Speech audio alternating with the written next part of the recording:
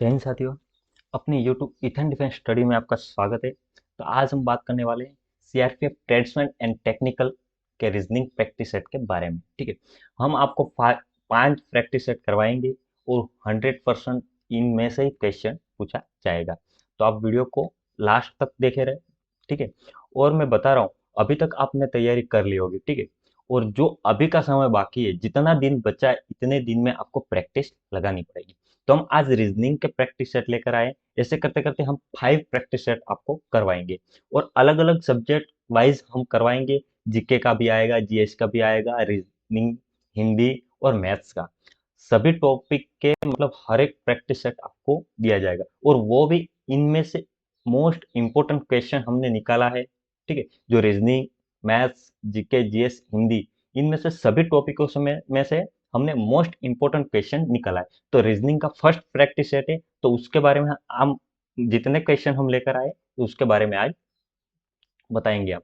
तो चलिए मित्रों, हम रीजनिंग के फर्स्ट क्वेश्चन पे चलते हैं। ये रहा आपका फर्स्ट क्वेश्चन। इसमें लिखा है निम्नलिखित प्रश्नों में से प्रत्येक में शब्दों, अक्षरों का विलोम युग्म छांटिए। मतलब ये जो आपको 4 ऑप्शन दिया है, इनमें से कौन सा मतलब कौन सा शब्द अलग होता है। ठीक है, चलिए हम ऑप्शन ए को हम पहले सोल्व करते हैं। ऑप्शन ए क्या बोलना चाहता है। ठीक है, ऑप्शन ए में क्या रहता है, ए से ई तक का कितना गैप है, +4 का है। ठीक है, +4 का। उसके बाद नेक्स्ट ई से आई का कितना गैप है, +4 का है। उसके बाद आई से एम का कितना गैप का है, +4 का है। उसके बाद एम से क्यू का कितना गैप हो जाता है, तो उसका भी +4 का है। ठीक है, इसमें सभी में मतलब +4 ही आ रहा है। हम नेक्स्ट ऑप्शन सॉल्व करते हैं। देखिए आप, तो नेक्स्ट ऑप्शन में क्या दिखा रहा है वो भी देखते हैं। के से ओ तक का, ठीक है, के से ओ तक का भी 4 का प्लस हो जाता है। 4 प्लस कर लेते हो तो के से ओ हो जाता है। ओ से एस तक हम जाते हैं तो +4 कर लो। ठीक है, उसके बाद हम नेक्स्ट देखते हैं एस से डब्ल्यू तक। एस से डब्ल्यू तक का भी +4।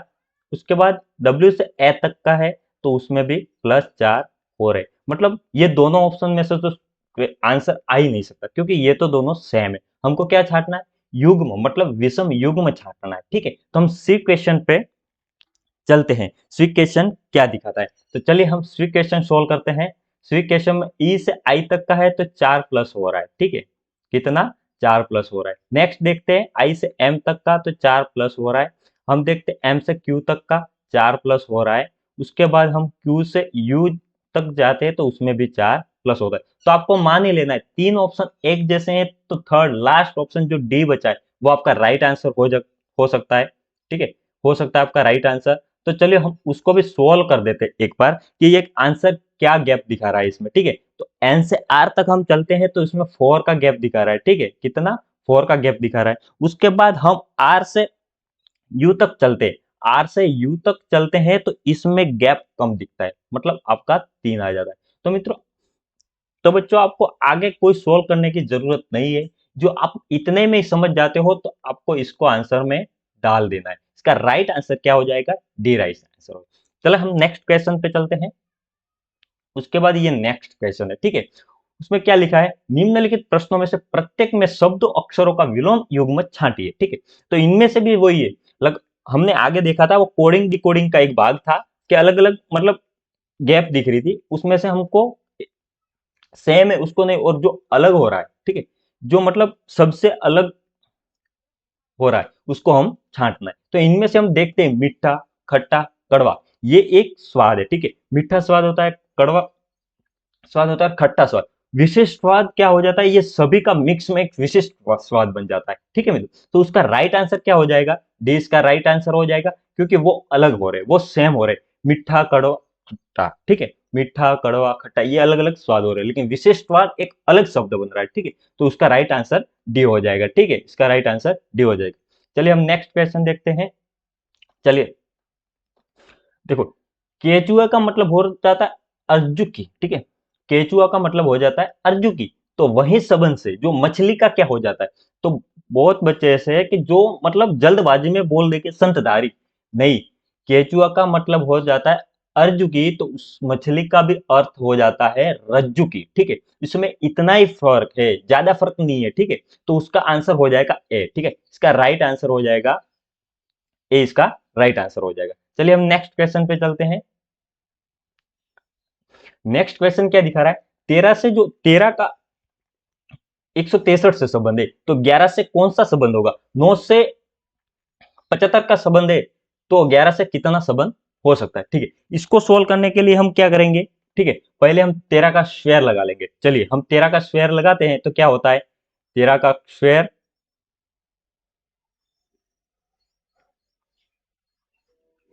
एक सेकंड, 13 का हम स्क्वायर लगाएंगे, क्लियर कर लेते पहले।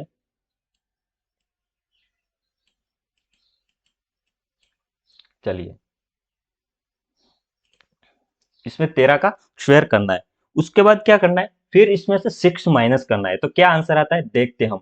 मतलब 13 का स्क्वायर कीजिए आप, 13 का स्क्वायर माइनस 6, तो क्या आंसर आएगा? 13 का स्क्वायर क्या होता है? 169। ठीक है, तो मतलब आता है 169। 13 का, उसमें से 6 माइनस कर लो, क्या जवाब आया? 163 आपका आंसर आ जाएगा। ठीक है, तो इसका तो संबंध सही है। नेक्स्ट हम देखते हैं 9 से 75 का संबंध है वो कैसा है। ठीक है, तो 9 का हम स्क्वायर करेंगे, जो हम फर्स्ट वाली मेथड लगाई है उसमें 9 का हम स्क्वायर करेंगे, 9 का स्क्वायर माइनस 6 करेंगे, बराबर उसका आंसर क्या आएगा? तो 9 का स्क्वायर क्या होता है? 81 होता है। ठीक है, 81 होता है, 81 में से 6 माइनस करेंगे तो हम क्या आ जाएगा इसका आंसर? 75। ठीक है, इसका आंसर क्या आ जाएगा? 75 आंसर आ जाएगा। ठीक है, तो हम देखते हैं, तो अभी 11 11 से हमको किस किस संबंध का आंसर आ सकता है, तो 11 का हम स्क्वायर कर लेते हैं, 11 का स्क्वायर हो जाएगा माइनस 6 हो जाएगा, तो उसका आंसर क्या आता है? 11 का स्क्वायर होता है 121। ठीक है, 121 माइनस 6 कर देते हैं तो उसका राइट आंसर क्या हो जाएगा? 150।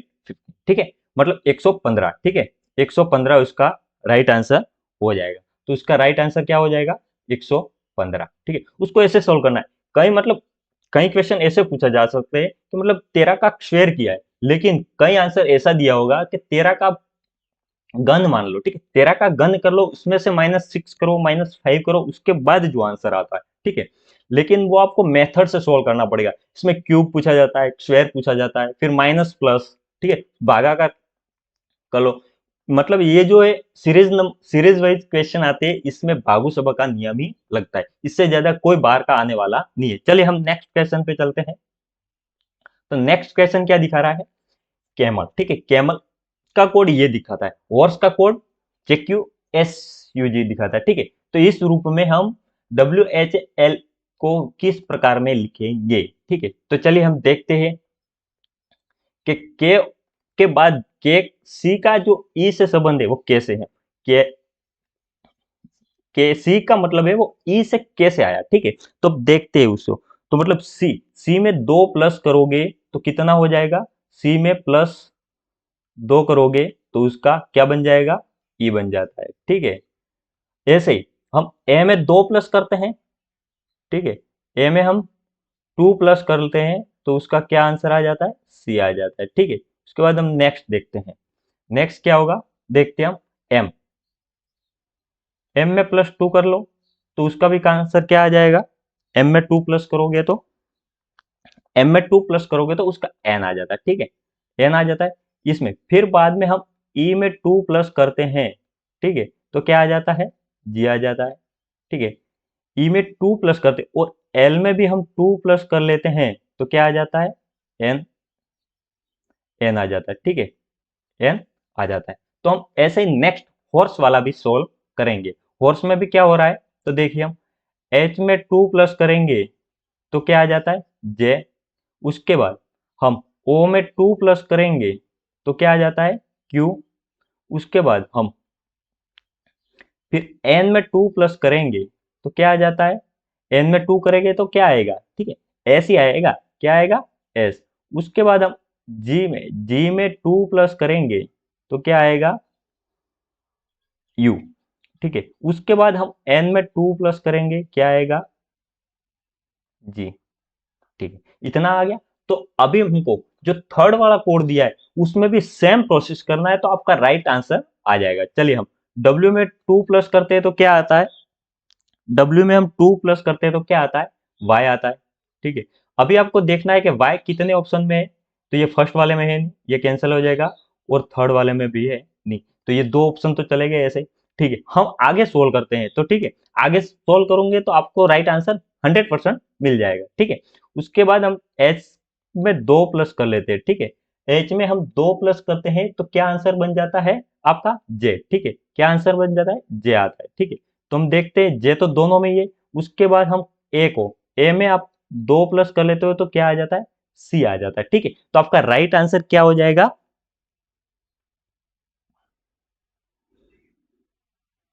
आपका राइट आंसर कौन सा हो जाएगा,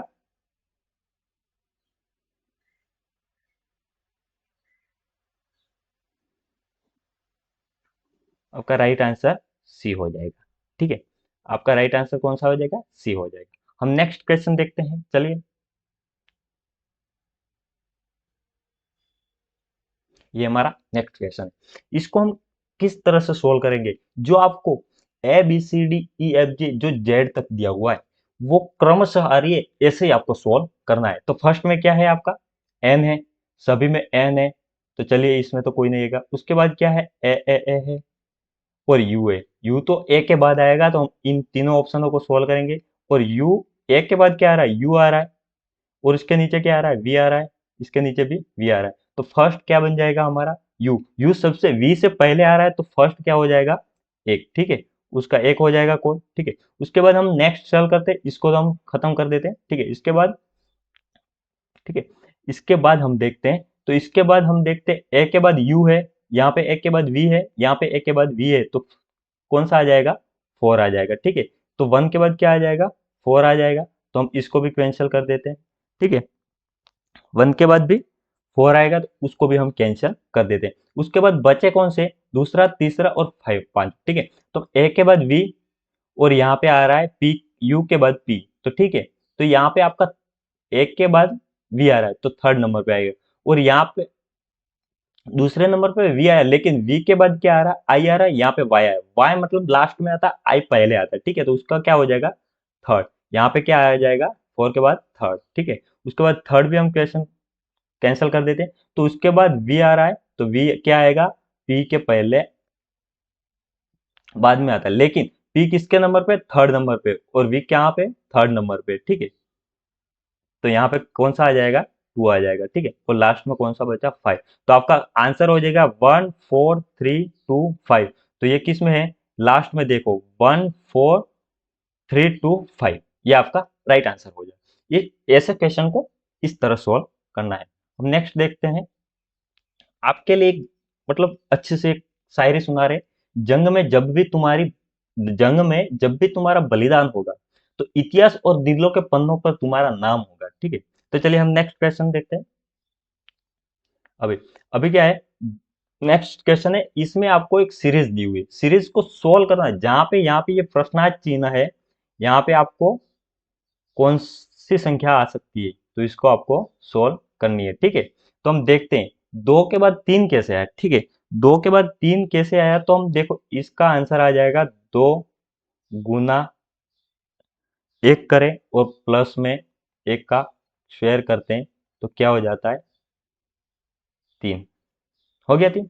उसके बाद ये जो सेम तीन है, इसको यहाँ पे लाना है, यहाँ पे तीन गुना दो प्लस टू का शेयर, तो उसका क्या हो जाएगा, उसको हम सोल्व करेंगे तो उसका हो जाएगा 10। ठीक है, उसके बाद हम नेक्स्ट देखते हैं, यहाँ पे 10 हो गया, 10 के बाद गुना करेंगे इसको 3 से, और उसका शेयर करेंगे 3 से।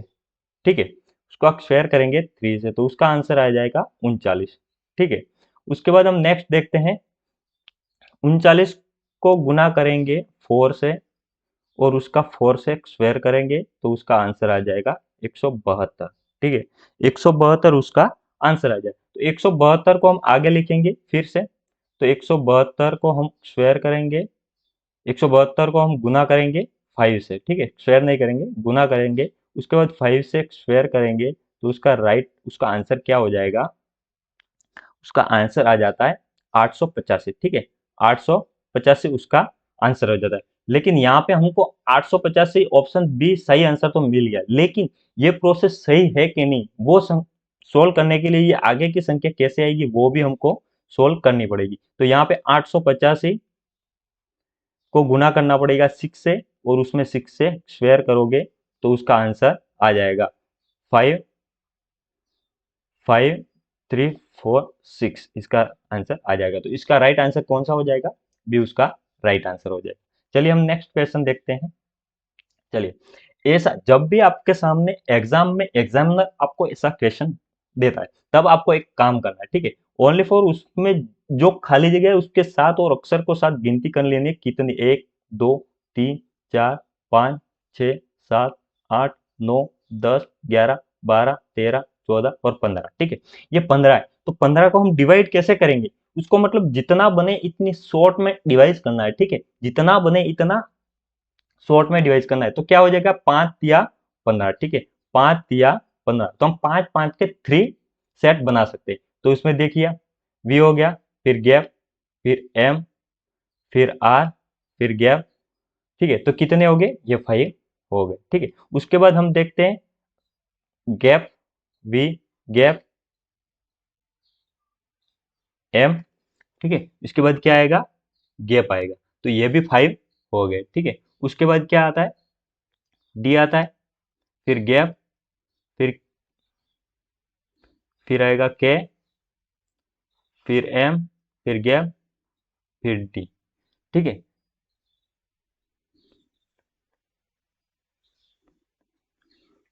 एक बार हम फिर से चेक कर लेते हैं, वी गैप एम आर, ठीक है, और गैप हो गया, हो गया। तो वी के बाद ये गैप नहीं आएगा, ठीक है, यहाँ पे कुछ नहीं आएगा, ठीक है, ठीक है, यहाँ पे कुछ नहीं आएगा, ठीक है, यहाँ पे सीधी लाइन हो जाएगी, ठीक है। और 5 5 का सेट बन गया है। तो अभी आपको चेक करना है कि एम के बाद क्या है? आर है। तो यहाँ पे हमको क्या लगाना है? आर लगा देना है, ठीक है। उसके बाद एक तो सोल्व हो गया, फिर आपको देखना है कि आर के बाद क्या है? डी, और डी के आगे क्या है? डी के आगे क्या है? आर है। तो हमको क्या लगेगा? यहाँ पे एम के बाद आर लग जाएगा, ठीक है। उसके बाद हम देखेंगे, ठीक है, वी के बाद, वी के बाद तो कोई ऐसा दिख नहीं, लेकिन एम के आगे क्या आ रहा है?